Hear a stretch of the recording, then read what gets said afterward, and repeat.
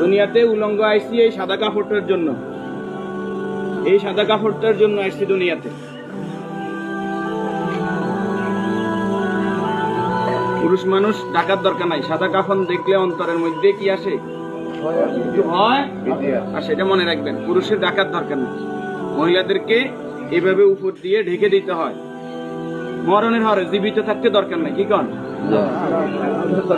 আমার মেয়ে, আমার স্ত্রী, আমার বোন, আমার মা বেপরদায় চলে, আমরা হইলাম দায়ুস। ওই পুরুষ দায়ুস যে তার স্ত্রী সন্তানকে পর্দা করায় না।